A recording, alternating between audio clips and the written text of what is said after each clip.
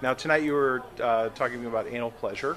A little funny thing you may not know, when I tried to put the event in for Facebook, it won't let me use the word anal. I saw that. Which is very strange.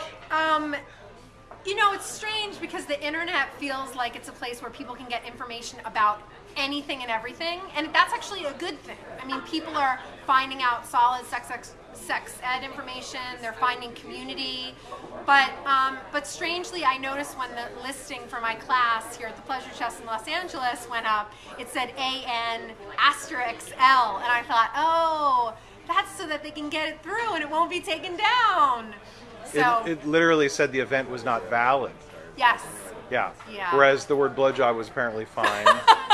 And apparently entire Arab dictatorships can fall on Facebook. On Facebook, but yeah. not the anal sex. Right, yeah. We exactly. still have a little ways to go. Facebook, get with the program. Speaking of censorship, could you speak briefly about what happened with Oregon State University? Yes. So I was invited to be the keynote speaker at the Modern Sex Conference at Oregon State University back in the fall.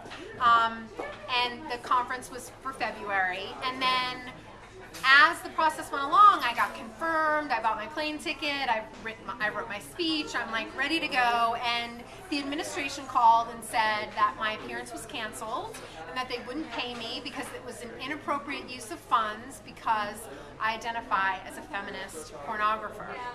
Well, luckily the students didn't take no for an answer. They rallied together, the Student Memorial Union and the ASOSU got together, they raised the money, and I went to give my talk. Even though it wasn't part of the Modern Sex Conference, it was just the night before, I gave my talk on sexual empowerment. The same talk. The same exact talk I was going to give. And then the next day, I went to the University of Oregon in Eugene and gave my talk, My Life as a Feminist Pornographer.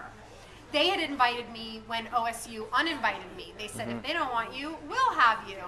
So I think that in the end, I feel like there was some really incredible dialogue around these issues. I feel like the students took charge and said, this is the kind of speaker we want on campus and we're going to make it happen. So I think in the end, it all worked out really well and there were a lot of lessons learned. But I do think that OSU stood its ground until the very end and said, because I'm a pornographer, I wouldn't, you know, be an appropriate speaker.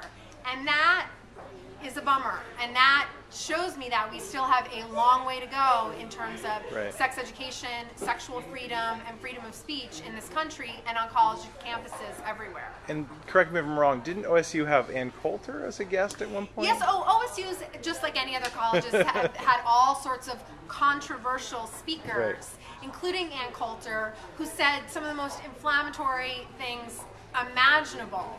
But I think when it comes to sex, the rules are different.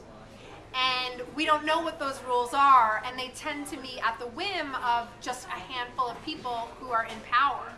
So, of course, I see it as a contradiction and it's hypocrisy that Ann Coulter can speak there and I can't. But somehow those administrators didn't see the contradiction. My name is Tristan Taormino. I'm a sex educator and the author of a bunch of books on sex, and I also do sex education videos and my own line of porn for Vivid Entertainment.